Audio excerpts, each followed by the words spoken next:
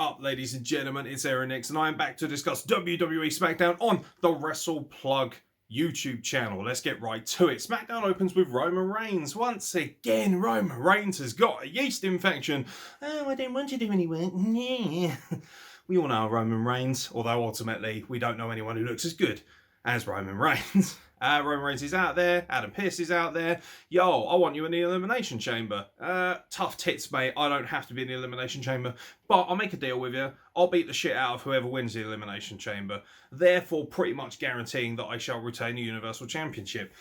Easy, easy, easy. Classic heel fare, to be honest, and can't really say fairer than that. And even I have been worked to a certain extent. I'm a bit of a mark. I don't read dirt sheets. I don't watch all these YouTube videos that give stuff away and, you know, oh, you've got to know who's in the match beforehand. No, I'm all right. I'll just watch the product and find out. And ultimately, when you do that, I find that you enjoy it more.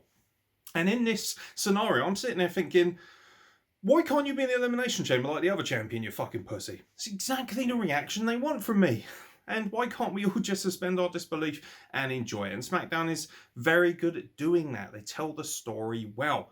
And I'm sitting here thinking, okay, well, Roman Reigns doesn't want to do his job, surprise, and for that reason, I don't like you, you big nasty heel. But on the flip side of things, obviously, kayfabe out of the way, Roman Reigns is doing a fantastic job. This is probably the best he has ever been. However, Jey Uso and Kevin Owens will automatically be in the Elimination Chamber. They don't have to qualify.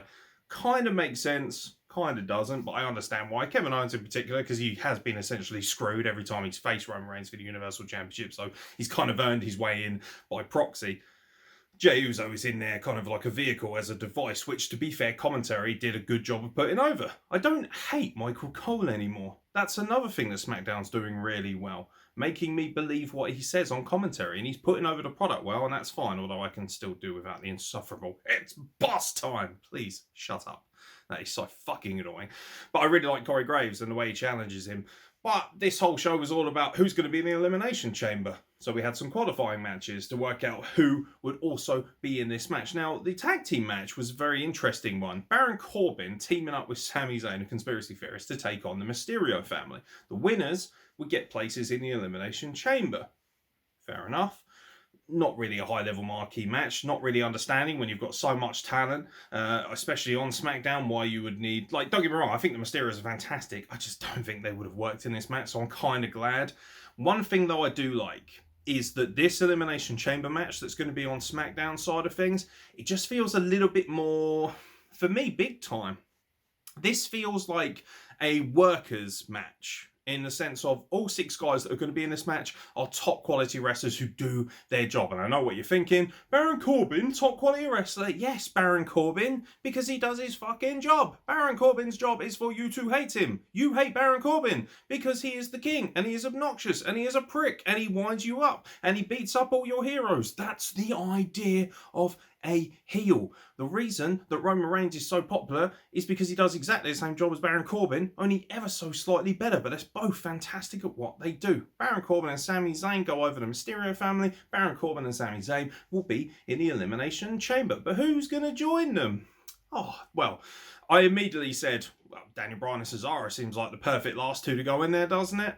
Apparently they agree. Adam Pearce is backstage with Sonya Deville. It's very obvious that they're building towards the idea of Sonya Deville being the next GM, because she's doing a lot more stuff while Adam Pearce is busy dealing with Roman Reigns and his wet nappy. And from that point, it actually kind of makes sense. But I really, really like the idea of Sonya Deville as a kind of face GM, or working alongside. I actually think they really work as a pairing, and I'm going to be a bit disappointed when they eventually turn. By the way, Sonya Deville, find me somebody who looks better in a suit, man or woman. That woman is fresh as fuck. I am so impressed. The most stylish woman walking this earth. The most stylish entity walking this earth, please. I just want to see a fashion show where she literally just walks up and down nonchalantly in a suit and goes, what of it, mate? I'm clearly better looking than all you fucking pussy holes. Works for me. Works for me. So yeah, Bobby Roode, Dolph Ziggler, they try and curry favour. The Dirty Dogs. Oh dear, oh dear, oh dear. How little do you care about your tag team champions that they're jobbing out left, right and centre? They face Cesaro and Daniel Bryan in the main event. They ultimately lose because, come on, they're going to.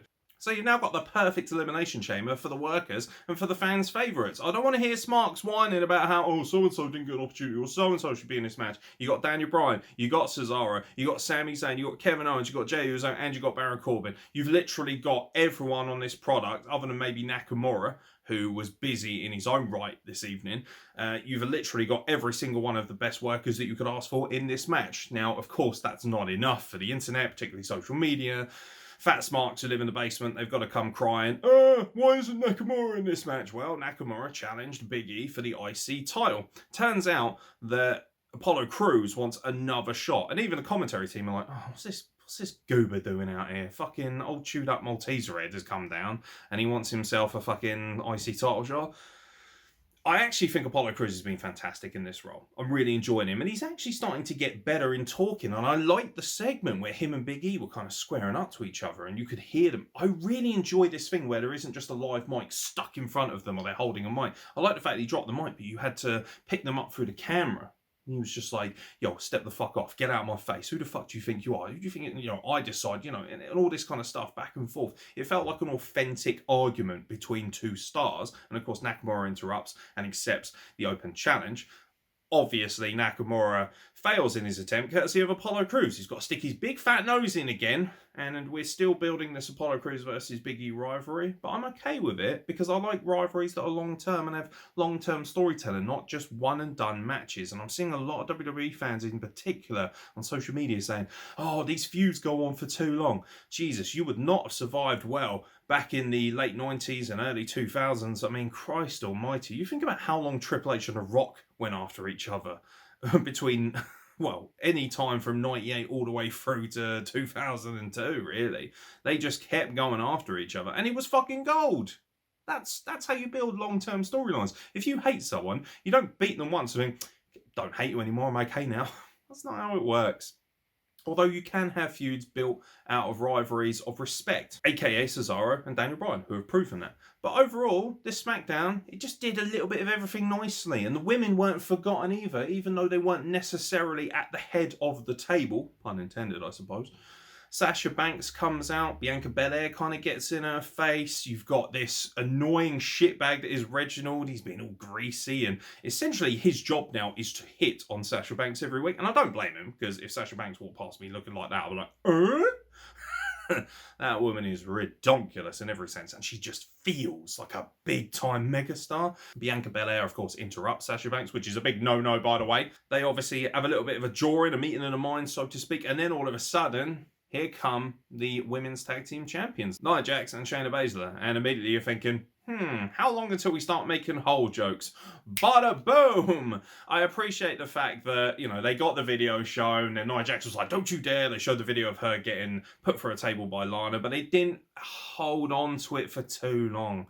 You got to think that if this was done on Raw, they would have milked the everlasting shit out of this. You would have had whole jokes everywhere. You would have had my whole t-shirts. The other members of the roster would have been wearing them and having a laugh at Nia Jax's expense. I'm glad that they didn't go over the top with it. And I'm also glad that when she landed on the apron again and kind of got leg sweeps out, that she didn't just start screaming my hole again. Because every time something goes viral of WWE, they are a fucking nightmare at bleeding the everlasting shit out of it. Who can forget Suplex City, which was fantastic and organic. And what did they do?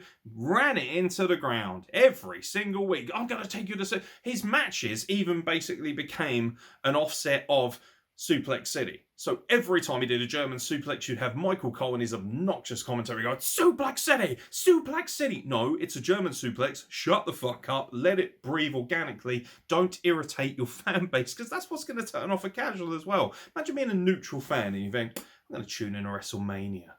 I haven't watched wrestling since the good old days with Austin and I'm going to tune in to WrestleMania and I'm going to watch this. Oh, this Brock Lesnar guy, he looks like a star. And literally every time he does a move, Suplex City, Suplex City, Suplex City. Shut the fuck up. Beep. Just turn it off, wouldn't you? Right now. Can't be doing with that. I've got better things to do on a Sunday night, mate, ultimately. And most people who are watching back in the day, who are tuning back in, have probably got kids, families, jobs, things of that description that need to be done. We can't all live in our basements like some of the AEW fan base. I said some of them, relax. But yeah, this was an interesting segment, if a little bit dumb. And obviously, it just puts over the fact that, hey, Bianca Belair's here and she's a star. good stuff. Can't really complain about it. On the other flip side of the women's stuff, we had Bayley taking on my ultimate dream woman, Liv Morgan. As we know, I am desperate to go on a date with Liv Morgan, and I know I can get in line with all the other fucking smarks and basement dwellers and everybody else that watches wrestling at this point. But she's so beautiful and so perfect. She's got Ruby Riott ringside with her. Liv Morgan has a fantastic match with Bayley. Bayley is very much becoming one of the great workers of the women's division. She kind of feels like Asuka or Daniel Bryan in the male sense of, you know, somebody who's just really good and works with everybody really well. I know it's that Natalya and Tamina were watching this match, but again, didn't do anything of note. Kind of don't really see the point of those two, and as everybody knows, I'll pick Natalya as my worst wrestler of the year for 2020, and I'm not going to apologise for that, because she is just mundane and mediocre in every sense. I'm just bored. As soon as she comes up on the screen, I'll just start falling. Oh no, Natalya's anyway. So yeah, but it was good, and it served a good device. Billie Kay comes down to try and apologise, gets in the way. Bayley's kind of like, nice, thanks for the assist. Maybe she's going to actually turn heel, but she continues to be a thorn in the Riot Squad's side. And I don't appreciate Liv Morgan being cost a victory by you, Billie Kay. You've been fun and games up until now, but now you've upset Bay. Ship out. Go and annoy somebody else. You're ruining it for the rest of us. But it was fine. It was a decent enough match, and I enjoyed it. Even the stuff that necessarily didn't hit with me, the Street Profits, who, of course, Montez Ford, I believe, has been carrying an injury, which is why we haven't seen them wrestle for a little while since they dropped the belts to Rude and Ziggler. It just kind of feels disappointing, because Rude and Ziggler have done literally nothing since they won the belts, and the Street Profits have been nowhere near them, and management has insinuated that, oh, you need to be more entertaining, oh, you need to get some wins under your belt. Well, they took on the team of Otis and Chad Gable, which I thought was good storytelling, because last week they did the commentary for their match when they faced Rude and Ziggler, and they kind of were, it was a bit of a dud, wasn't it? Let's be fair. And I love the Street Profits, but they annoyed the crap out of me on commentary last week, especially as they weren't at ringside. They were doing it from an undisclosed location, and they just felt like they were taking away from Chad Gable and Otis's performance. Two guys who were really struggling to get over despite having an insane amount of charisma and also great in-ring potential as well. I still maintain that Chad Gable could be the next Kurt Angle, and Otis is a legit shooter. Don't get your knickers in a twist just because he beat Shinsuke Nakamura. Boo fucking who? Much worse wrestlers have beaten Nakamura than Otis, so stop crying about it. Let it go. All these Nakamura marks. And also, stop vanity searching Nakamura every time I say something that you don't like about him. Grow the fuck up, seriously. If I say something about Nakamura on social media, some fucking sweaty mark of NJPW always vanity searches his name and goes, how dare you disagree with my opinions? Yeah, it's social media, sweetheart. It means that I can have just as many opinions as you. And ultimately, just because you have terrible opinions doesn't mean I can't have good ones. Shut the fuck up.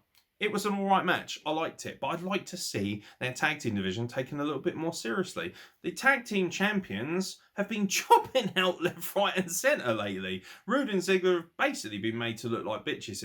There's very much a feeling in WWE right now, particularly on the main roster brands of Raw and SmackDown, that tag team wrestling is frankly a bit of a joke and a bit of an afterthought. And that's damaged what is already an incredibly limited roster when it comes to tag team wrestling. And of course, even NXT, who have some magnificent tag teams, and Dusty Classics have been on fire, even they've struggled to have some very legitimate tag teams. They had to bring Breezango back into the fold down there as well to kind of help bolster their ranks. So, you know, tag team wrestling definitely feels like an afterthought, and it's a shame because the Street Profits are big money as far as I'm concerned, particularly Montez Ford. I maintain this guy has all the tools to be the next big thing, a huge marquee champion. He could be the guy who is the poster child for WWE. He's young, he's ridiculously athletic, he's ridiculously handsome, he's insanely charismatic, he's incredible on the mic, as is Angelo Dawkins as well, by the way, who is wickedly underrated at this point, I think. And I just feel like they should be doing more, and they should be much more front and centre than they are. Nice little moment, by the way, seeing them dancing away with Sasha Banks. Just feels nice, doesn't it? And it's great to see Black Excellence doing so well as it is on this brand. But I thought SmackDown overall was actually quite good. Again, it's helped so much by the fact it's just 2 hours long. If this had been 3 hours like Raw, it definitely would have felt drawn out. It would have felt laboured. A little bit like me when I'm trying to cover AEW Dynamite. But but ultimately I thought it was a good show. It had great pacing, it had good quality wrestling as well, and we had the big schmoz at the end with all the Elimination Chamber guys getting involved. They've recognised that Kevin Owens has been front and centre for quite a while, so they're using him a little bit more sparingly. He comes down very much in the Austin versus the Alliance role. Who can forget that? Goes stunner crazy. Gotta be honest, not a huge fan of Kevin Owens stunner, especially when you put it up alongside the legend that is, of course, Stone Cold Steve Austin, and even Mikey Whipwreck, who I believe invented that move in the first place with the whippersnapper.